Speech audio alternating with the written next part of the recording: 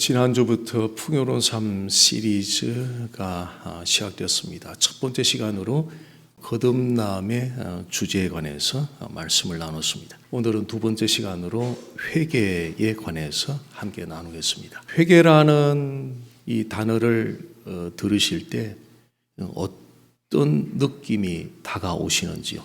기분 좋으세요? 기분 좋다고 느끼는 분들은 그렇게 많지는 않으실 것 같아요. 대부분의 사람들은 회개하라 이런 소리를 들으면 무겁고 또는 좀 피하고 싶을 만큼 좀 불편한 그런 용어지 않을까 싶습니다. 그러나 성경은 회개가 결코 무겁거나 피하고 싶을 만큼 그런 불편한 주제가 아니라 오히려 우리를 살리는 그 은혜의 길이라는 사실을 성경은 우리에게 알려주고 있습니다. 자, 그렇다면 우리가 언제 회개를 하게 되는지요? 어떤 상황에서 회개를 하게 되는지요? 사람마다 그 회개를 하는 계기는 각각 좀 다를 수 있죠. 어떤 사람은 경제적인 어려움 가운데서 회개하기도 하고, 어떤 사람은 몸의 질병을 앓으면서 회개하기도 하고, 또 어떤 사람은 인생의 깊은 상처 속에서 회개하기도 하고, 또 어떤 사람은 중독의 사슬에 묶인 그런 삶 속에서 회개하기도 합니다. 이처럼 하나님은 종종 우리를 문제들, 소위 그 인생의 문제들을 통해서 회개의 자리로 부르고 계십니다. 그런 면에서 인생의 문제들은 하나님이 결코 우리를 외면하고 계시거나 하나님이 우리를 떠밀어내시는 그런 사인이 아니라 오히려 하나님께로 돌아오게 하는 은혜의 알람과 같은 것이다라고 말씀드릴 수 있습니다. 오늘 말씀 통해서 이 회개에 대해서 한번 우리가 살펴보고 이 회개가 왜 우리를 살리는 그 은혜의 길이 되는지를 함께 살펴보도록 하겠습니다. 첫 번째 우리 함께 살펴볼 것은 회개는 하나님을 인식함으로 자신이 지은 죄에 대해서 한탄하는 데서부터 시작이 됩니다. 누가복음 15장에 보면은 탕자의 이야기가 등장하죠. 이 탕자는 아버지에게 재산의 일부, 돈을 가지고 집을 떠나서 요즘으로 말하면 도시 다운타운으로 가서 방탕하게 하며 지냈습니다. 그 어느 정도 시간이 지나니까 가지고 갔던 돈 다 떨어지고, 그럼 돈 다 떨어지니까 음식 하나 사 먹을 돈이 없잖아요. 그래서 마지막에 간 곳이 돼지우리, 돼지들이 먹는 먹이, 그 자리까지 내려가게 됐습니다. 바로 그 자리에서 탕자가 아버지를 생각했어요. 그러면서 자신의 처지를 돌아봤고 자신의 처지를 한탄하기 시작했습니다. 이것이 회개의 시작입니다. 탕자가 아버지를 생각하면서 자신의 처지를 한탄한 것처럼 회개는 제일 먼저 윗분, 반성문은 내가 생각을 하는데 회개는 윗분, 하나님을 먼저 거기를 내가 나를 살펴보려고 하기 전에, 이거 반성문이고요. 일기장에서는 반성문 같은 것이고, 그게 아니라 회개. 성경이 말하는 참 회개는 윗분, 최고의 어르신 하나님을 생각하면서 회개가 시작이 된다는 거예요. 자, 우리 얼굴에 뭐가 묻었다고 가정을 하면 그 얼굴에 묻었다는 것을 어떻게 확인할 수 있어요? 우리 눈동자를 하루 종일 돌려봐요. 내 얼굴에 뭐가 묻었는데 볼 수가 없는 거예요. 하루 종일 24시간 눈동자를 굴려도 내 얼굴에 묻은 티를 확인할 수가 없어요. 그런데 거울을 딱 보는 순간에 여기 뭐가 묻었네? 여기 묻었네. 여자분들은 여기 화장이 잘못됐네. 거울을 통해서 확인할 수 있죠. 하나님은 우리 영혼의 거울이세요. 거울을 보지 않으면 얼굴에 뭐가 묻었는지 알 수 없는 것처럼 영혼의 거울이신 하나님을 먼저 생각하면 회개라는 건 있을 수 없다는 거죠. 부분적으로 일어날 수도 있지만 그것은 온전한 회개가 아니라는 거죠. 하나님을 먼저 생각하게 될 때 누가 일을 하기 시작하냐면 성령께서 일을 하기 시작하면서 우리 안에 있는 건볼대기 같은 죄가 다 떠오르게 하는 일을 내가 생각해보니까, 내가 판단해보니까, 내가 이런 거, 그게 아니라 하나님을 생각하니 성령께서 내 안에 죄를 다 떠오르게 하는, 다 떠오르게 하면서 한탄하기 시작하는 것. 이것이 바로 회개의 시작이다. 하나님을 생각하지 않고 회개가 시작이 되면은 어떤 현상이 나타나느냐면요. 우리 자신의 생각으로 우리 자신의 행동을 판단해요. 그럼 무슨 문제가 생기느냐면 우리 자신의 생각이 가진 치명적인 약점이 있는데 우리 자신에서 너무 관대하다는 거예요. 내 생각으로 나의 행동을 판단하려고 하면 거기 치명적인 약점이 나에 대해서 내 생각은 너무 관대하다는 거예요. 너무너무 나이스하고 관대하다는 거예요. 그래서 눈에 띄는 큰 죄에 대해서는 시인을 해요. 근데 그렇지 않은 부분에 대해서는 자기를 디펜드하죠. 방어해요. 변명하게 돼요. 복음은 하나님은 입을 닫게 만들죠. 모든 사람의 생각은 불완전하잖아요. 이 세상에 어느 누구도 그 생각이 완전한 사람은 단 한 사람도 없어요. 그래서 회개가 내 생각에서 시작되는 그런 회개는 절대 일어나지 말았냐. 반드시 하나님을 생각하고 내가 회개해야 되겠다 생각하면 막 뭘 하려고 생각하지 말고 모든 생각을 동작 그만, 전부 다 동작 그만, 다 동작 그만 시켜놓고 하나님을 생각하셔야 돼요. 하나님을 먼저 생각하셔야 돼요. 그러면 그 회개를 내 생각이 나를 주도해서 내가 평가해서 내가 판단해서 나의 행동은 이거는 잘했고 잘못했고 그게 아니라 하나님을 먼저 생각, 하나님이 내 회개를 주도하게끔 그분에게 맡겨드리는 거죠. 두 번째 회개는 뉘우침으로 점점 그 회개가 이제 깊어지기 시작합니다. 한탄과 뉘우침은 차이점이 있습니다. 한탄은 내가 왜 그랬지? 내가 왜 그랬을까? 후회하는 감정이에요. 이게 한탄하는 거예요. 근데 뉘우침은 한 단계 나가서 내 책임이야. 내 잘못이야. 책임을 인식하는 단계가 이게 바로 뉘우치는 단계거든요. 탕자가 한탄하고 나서 드디어 자신의 죄를 깨닫고 뉘우쳤어요. 그리고 탕자가 아버지 집으로 가서 놀라운 고백을 합니다. 내가 하늘과 아버지께 죄를 지어 싸우니 내가 하늘과 아버지께 죄를 지어 싸우니 이게 중요한 표현이 내가 아버지에게 떼를 써서 돈을 거의 반강제로 뜯어가다시피 돈을 가지고 다운타운으로 가서 방탕한 세월을 보냈던 그 탕자가 자기를 정확하게 지목을 하네요. 내가 하나님과 아버지 앞에 죄를 지었다라고 분명하게 자신을 지목합니다. 회개는 환경이나 다른 사람을 탓하는 것이 아니라 문제의 중심에 있는 사람이 나 자신임을 인정하는 것, 그것이 회개입니다. 자, 이것을 인정하기 위해서 우리 한 가지 회개에 대한 오해 한 가지를 좀 벗어나야 되는데요.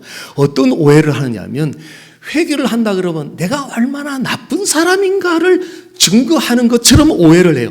내가 지금 얼마나 나쁜 사람인가를 증거하는 것이 곧 회개다.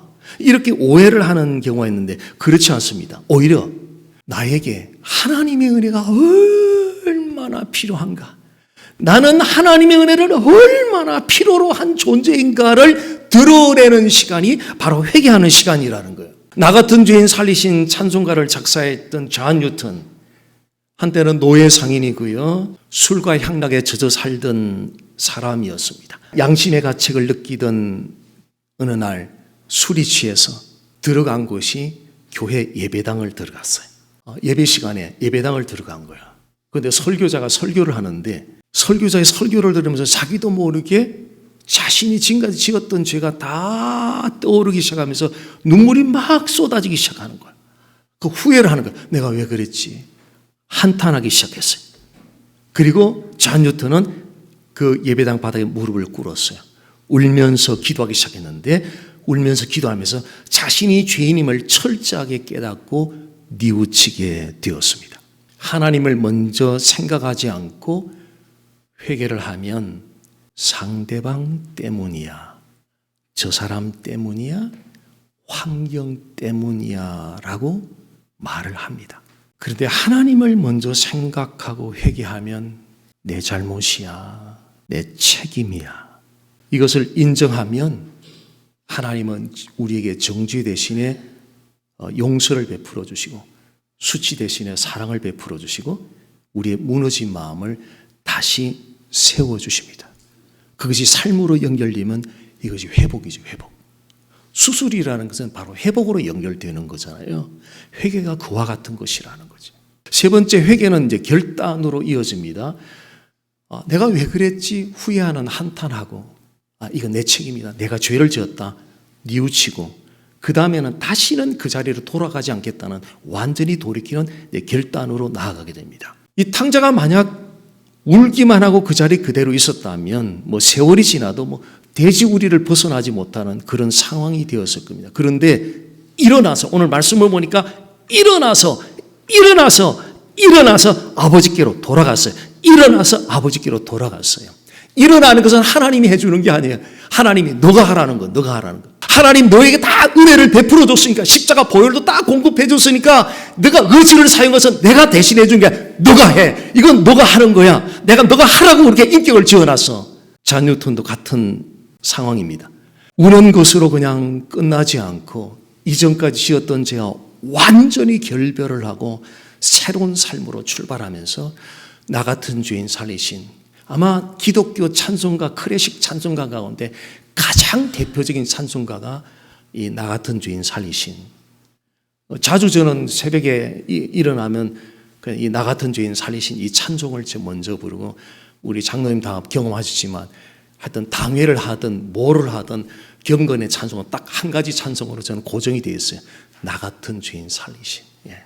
한번 생각해 보십시오. 노예 상인. 그 상인도 그냥 상인이 아니고 정말 폭력자 상인이었고요.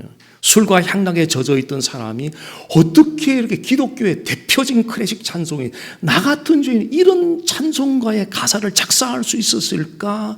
어떻게 그렇게 놀라운 변화가 일어날 수 있었을까? 거기에 대한 대답은 예수님 때문이었습니다.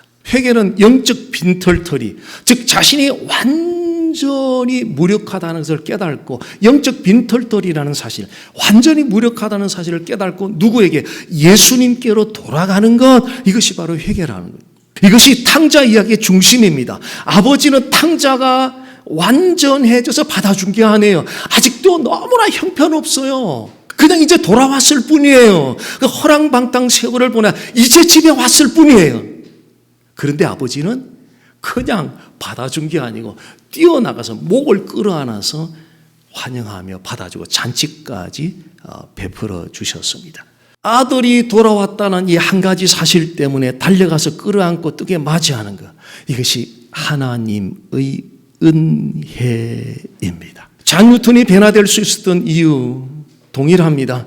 자신의 죄를 바라봤고요, 자신에게는 전혀 소망이 더 이상 없다는 사실, 우리는 이 사실을 정말 우리 인정하는 자리까지 하나님께 매달릴 필요가 있다고 생각해요. 내 지식, 여기 소망이 없다. 내 지금까지 경험, 여기 소망이 없다. 나의 모든 부동산, 동산, 여기 소망이 없다. 정말 귀하고 귀한 내 자녀들, 여기에 소망이 없다. 이 사실을 고백하는 자리까지, 그 자리에까지 가면 발견하는 은혜가 있는데, 거기에서 만나는 은혜가 십자가의 은혜입니다. 잔 뉴턴이 그 자리에서 십자가의 은혜를 발견한 거예요. 그래서 나 같은 죄인 살리신 주 은혜에 놀라워 이 가사를 가지고 작사를 하게 됐던 거죠. 회개에는 특별히 결단이 필요합니다. 어떤 결단이 필요하느냐면요, 우리의 생각의 결단. 예수님이라면 어떻게 생각하셨을까? 이 설교 준비하면서 정말 낯이 뜨거웠어요. 제 스스로. 왜? 저 그렇게 못하거든요. 너무 뜨거웠어요, 사실은. 그래도 또 하나님 주시는 말씀 함께 나누고 선포해야겠다 선포는 하는데요, 우리의 생각이 예수님이라면 어떻게 생각하셨을까? 우리의 말이 예수님이라면 어떻게 말을 하셨을까? 우리의 행동, 예수님이라면, 우리 이런 거 말고요, 내 생각, 내 지식, 내 경험이기 때문에 이런 거 말고요, 예수님이라면 그 상황에서 어떻게 생각하고 어떻게 말하고 어떻게 행동했을까? 예수님이라면 이 묻는 마음으로 우리의 생각과 말과 행동이 예수님께로 돌아가는 것, 이것이 바로 회개 결단이라는 거예요. 이렇게 예수님께 돌아갈 때 이전과는 조금씩 달라지는 우리 자신의 모습을 발견하게 됩니다. 이것이 바로 회개의 결단이 가져주는 하늘의 복입니다. 네 번째로 회개는 삶의 변화로 나타나게 됩니다. 예수님께로 돌아가는 결단을 하면 삶의 변화와 함께 회개에 합당한 열매를 맺게 됩니다. 자, 이 말씀을 이해하기 위해서 합당한 열매, 저울을 한번 생각해 보세요. 저울이 있는데 한쪽에는 회개가 올려져 있고 한쪽에 삶의 변화를 나타내는 합당한 열매가 올려져 있어요. 그런데 무게가 2분이 되는 상태, 균등한 상태, 그것이 합당하다는 의미입니다. 회개에 합당한 열매라는 것은 회개를 했다 그러면 그 회개와 동일한 무게로 삶이 나타날 때 회개에 합당한 열매다, 그런 의미예요. 그래서 진정한 회개를 하면 반드시 변화의 열매가 따라오게 되는 거죠. 물론 하루아침에 우리가 완전히 변화되는 건 아니잖아요. 평생에 걸쳐서 가는 길이잖아요. 이것은 마치 땅에 씨앗을 뿌렸을 때 그 씨앗이 나무가 되기까지 자라나는 과정에도 비유할 수 있죠. 예수님께서는 겉으로는 경건하지만 마음은 하나님부터 멀어졌던 그 사람들을 향해서 창과 대접의 겉은 깨끗하나 그 안에는 탐욕과 악독으로 가득 차다고 책망하셨던 적이 있습니다. 자, 한번 생각해 보십시오. 값비싼 그릇이 있는데 얼마나 아름다워요. 빛나고 아름답고. 근데 그 안에 썩은 음식이 있어요. 자, 이 그릇을 깨끗하다고 할 수 있을까요? 겉은 깨끗하지만 안에는 썩은 음식이 있어요. 결코 깨끗한 그릇이 아니에요. 더러워요. 겉과 속이 너무 다른 거. 이것이 바로 위선입니다. 위선. 사람은 스스로 자신의 겉을 깨끗하게 할 수 있어요. 그죠? 머리 빗고, 샤워하고, 옷 단장하고. 우리 스스로 힘으로 겉은 깨끗하게 할 수 있어요. 단장할 수 있어요. 근데 우리 안은 우리가 할 수 없어요. 우리 내면에 쌓여있는, 축적되어 있는 이 죄는 우리가 깨끗하게 청소해낼 수가 없어요. 그래서 필요한 것이 예수 그리스도의 보혈의 능력이 필요해요. 예수 그리스도의 보혈의 능력이 필요해요. 예수 그리스도의 보혈의 능력을 의지해서 하나님 앞에 매달려 자백하고 회개하게 될 때 성령께서 보혈의 능력을 통해 깨끗하게 해주시고 그 결과로 변화되는 열매를 삶 속에서 나타나게 해주십니다. 이전까지는 죄를 사랑했는데 이제는 하나님을 더 사랑하게 되고, 이전에는 내 뜻을 쫓아갔어요. 이제는 내가 하고 싶은 걸 쫓아갔어요. 그런데 변화가 나타나면서 내 하고 싶은 일이 있지만 하나님의 뜻을 따라가게 돼요. 이것이 바로 회개의 합당한 열매, 저울 위에 올려놓은 삶의 변화와 회개한다는 그 모습 내용과 이분이 된다는, 무게가 동일하게 나간다. 회개의 합당한 열매입니다. 마지막 다섯 번째, 참된 회개는 십자가 앞에서 일어납니다. 예수님께서 어느 날 바리새인 집에 식사를 하시게 됐어요. 그런데 손을 안 씻었어요. 그것을 보고 있던 바리새인, 유대 종교 지도자들, 바리새인들이 가만히 보다 이상하게 여긴 거예요. 이상하게 여긴 이유는 식사 전에 손을 씻는 것은 유대사의 오랜 관습이거든요. 그럼 예수님도 이 관습을 너무나 잘 아세요. 그런데 왜 손을 씻지 않았죠? 왜 관습을 깨뜨렸죠? 그것은 위선의 대표격인 이 바리새인들을 책망하시기 위해서 의도적으로 손을 안 씻은 거예요. 깜빡 잊어버려 손을 안 씻은 것이 아니라 의도적으로, 그 컨텍스트 상으로 이 바리새인들 위선을 책망하기 위해서 의도적으로 손을 씻지 않으셨어요. 자, 여기서 우리 한번 생각해 볼 수 있는 것은 위선과 회개의 차이점을 한번 생각해 보고 싶어요. 어떤 차이점이 있을까요? 위선과 회개. 쉽게 제가 설명드리겠습니다. 위선은 우리가 사람들에게 보이는 나이스한 모습이 있어요. 자기가 생각할 때 사람에게 보이는 나이스한 모습이 곧 나다라고 생각을 해요. 그리고 자신의 진짜 모습은 여기 안에 있는데 이 안에 있는 진짜 모습은 대면을 안 하려고 그래요. 자꾸 피해가 버려요. 그리고 사람들이 보는 나이스한 모습이 나다라고 착각을 해요. 그런데 회개는 어떠냐면요, 사람에게 보이지 않는 내면의 진짜 자신의 모습이 이게 곧 나다라고 그래 대면을 해요. 그래서 내가 죄인입니다 그래요. 이게 바로 위선과 회개의 차이점이에요. 우리 내면에 있는 진짜 모습, 이거 다 피하고 싶거든요. 정말 대면하는 게 쉽지 않아요. 그런데 어떻게 대면할 것인가? 그것은 성령의 이끄심에 순종할 때만 실제 우리 내면의 모습과 대면을 할 수 있어요. 그러면 성령이 우리를 이끄는 곳은 어딘가? 성령이 우리를 이끄는 것이 그리스도의 십자가입니다. 우리가 어떻게 내 자신의 실제 모습을 대면할까? 우리의 이성으로는 안 돼요. 우리 이성은 피해가고 싶어요. 어떻게 대면할 것인가? 성령의 이끌리심에 순종하면 그 대면이 가능한데 성령이 우리를 데리고 어디로 가는가 봤더니 딱 십자가 앞에 딱 세워놓네. 맥살 딱 잡고 안 가려고 하는 우리 맥살을 딱 잡고 끌고 가서 십자가 앞에 딱 세워놓는 거예요. 그리고 십자가 앞에서는 우리를 속일 수 없어요. 십자가를 멀리 떨어져 있을 때는 우리를 속일 수 있는데 십자가 앞에서는 절대 속일 수가 없어요. 내면의 모습을 있는 그대로 보여줘요. 십자가는. 그리고 내가 얼마나 부족한 사람인지, 내가 얼마나 부족한 사람인지를 인정하고 깨닫게 하는 자리, 십자가만이 그 일을 해주세요. 이렇게 십자가 앞에서 우리 자신의 실제 모습을 대면할 때 십자가가 우리에게 부여해주는 점수가 있어요. 이 점수가 너무 중요한 점수인데요. 그게 빵점이에요. 그게 빵점이에요. 십자가 앞에 서기 전까지는 우리는 다 나름대로 우리에게 주는 점수가 있어요. 어떤 사람은 나 한 90점은 돼. 내 인생은, 내 신앙은 80점은 돼. 내 신앙은 50점은 돼. 저 사람보다는 배를 해. 나는 90점이야, 80점이 70점 그래요. 십자가를 떠나 있는 자리에서 내가 나 자신의 점수를 부여할 때는 그렇게 부여를 해요. 그런데 십자가 앞에 가니까 여 목사, 너 빵점 목사야. 너 정신 차려. 너 빵점 목사야. 빵점이야, 빵점. 이거를 유일하게 가르쳐 준 곳이 십자가더라는 거예요. 우리에게 부여된 점수가 있다면 그건 다 그분의 은혜의 점수일 것입니다. 세상에서는 빵점이 가장 부끄럽고 수치스러운 점수잖아요. 근데 하나님 나라에서는 가장 영광스럽고 가장 자랑스러운 점수가 빵점이에요. 자녀들 혹시 손주들 빵점 받아오더라도 너무 뭐라 하지 않으셔도 됩니다.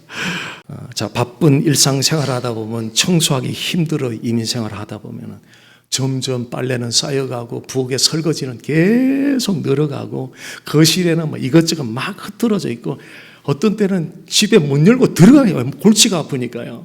근데 누가 온다, 손님 온다, 딱 소식을 들으면 비상이 걸려서 대청소를 싹 하잖아요. 힘은 들지만 청소하고 나니까 너무 상쾌한 거예요. 너무너무 상쾌한 거예요. 회개, 아프기도 해요.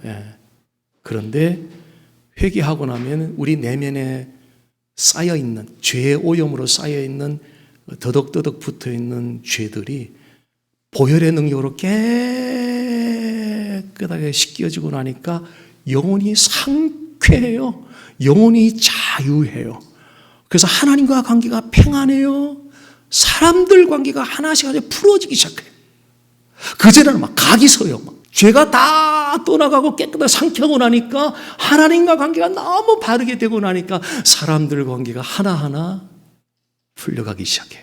하나님을 먼저 생각하심으로 한탄하고 뉘우치고 결단함으로 하나님께서 예수님의 보혈을 통해서 우리의 모든 죄를 깨끗게 씻어주시기를 소원합니다. 회개를 이런 대충 해도 괜찮을 때가 있죠. 근데 회개는 절대 대충 하시면 안 돼요. 회개를 대충 하면 삶에서 점점 위선이 나타나요. 위선과 외식이 나타나요. 사람이 나빠서 그런 거 아니에요. 회개를 대충 했기 때문에. 회개를 참되게 하면은 삶의 열매를 맺게 됩니다. 그 참된 회개는 오직 길은 한 가지밖에 없어요. 예수 그리스도의 십자가 앞에 날마다 서는 것밖에 없어요. 우리가 하려는 그게 전부 다예요. 우리가 하나님께 헌신한다고요? 최고의 헌신? 이게 전부 다예요. 그래서 제가 임직자들 임직식 때 부탁받고 축사 가면은 항상 단일 메시지예요. 여러분 오늘 임직 받는데 어떤 헌신보다도 제일 큰 우선적인 하지만 매일 십자가 보혈 앞에 서십시오. 이것이 우리가 하나님께 드릴 최고의 헌신, 예수님의 보혈의 공로 앞에 날마다 서는 것입니다. 그러면 십자가는 우리 가장 적직한 모습으로 세워주시고요. 그래서 오늘 두 번째 풍요로운 삶 시리즈 회개인데 결론은 참된 회개, 오직 예수 그리스도의 십자가입니다.